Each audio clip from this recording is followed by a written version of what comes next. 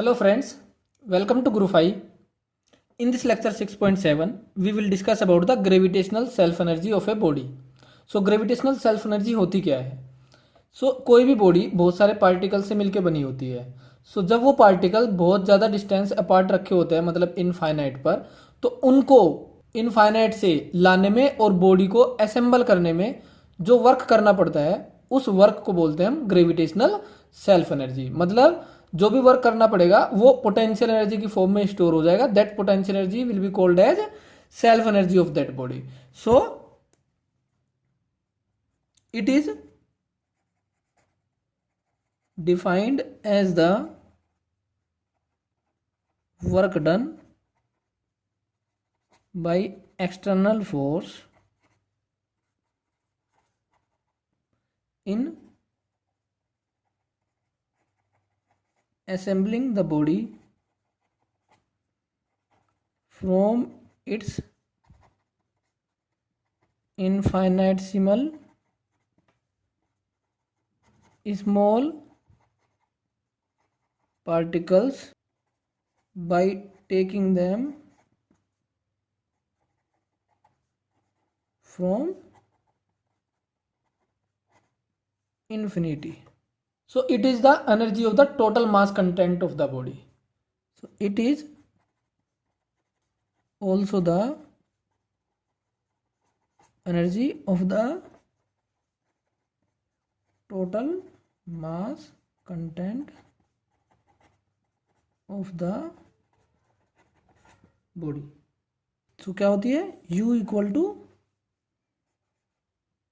I equal to 1, J equal to 1. दो particle के लिए ग्रेविटेशनल पोटेंशियल एनर्जी का फॉर्मूला क्या होता है? G m1 m2 upon R. So G mi mj upon R I J. I does not equal to J. और जितने भी पार्टिकल्स है, अब जब हम I को 1 और J को 2 रखेंगे तो m1 m2 आ जाएगा, और I को 2 और J को 1 करेंगे तो m2 m1 आ जाएगा. That means same thing. So उसके लिए हम 1/2 से डिवाइड कर देते हैं. और पोटेंशियल एनर्जी ग्रेविटेशनल कैसी होती है? नेगेटिव. सो ये होती है total gravitational potential energy of A system. अब हमें किसी बॉडी की चाहिए. बॉडी कैसी होती है? कंटिन्यूअस. ये हमने लिख लिया discrete system. For continuous system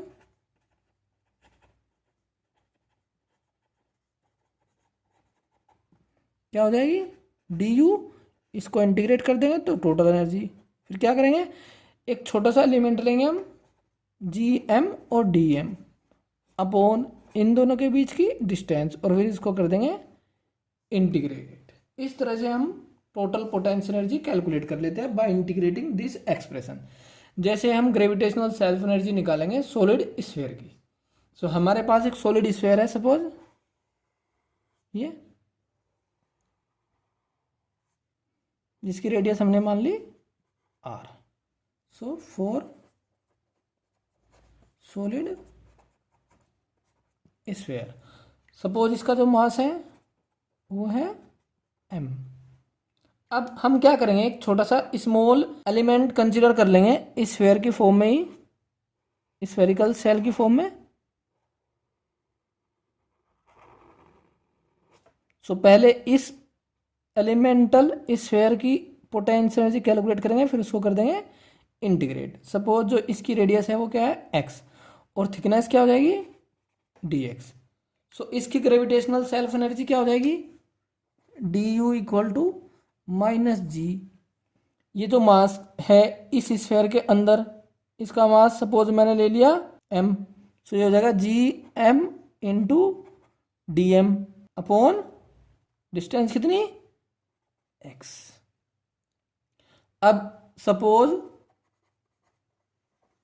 जो मास डेंसिटी है वो मैंने मान ली रो. तो ये क्या हो जाएगी? Total mass upon total volume. इसको हम ये भी लिख सकते हैं m अपॉन 4/3 पाई x क्यूब. m इस स्फीयर का मास है जो इस सेल के अंदर है. अब यहाँ से m की वैल्यू यहाँ पुट कर देंगे हम, और dm की वैल्यू भी पुट कर देंगे हम. dm क्या है? Where dm is the mass of this spherical shell. 4 pi x square into d x, ये तो हो गया इसका volume, into density. So d m और एम की वैल्यू यहाँ पुट कर देंगे पहले, फिर उसको कर देंगे इंटीग्रेट।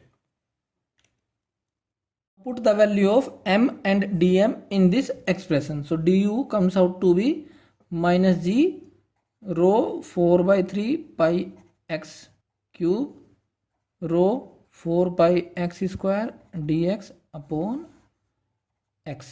सो ये आ जाएगा minus G 4 pi square upon 3 x to the power 4 into rho square into d x, where rho is M upon 4/3 pi R cube. तो रो स्क्वायर की वैल्यू पुट कर दो, minus G 4 pi square upon 3 x to the power 4 M upon 4 pi R cube और 3 इसका square d x, 4 pi square से 4 pi square.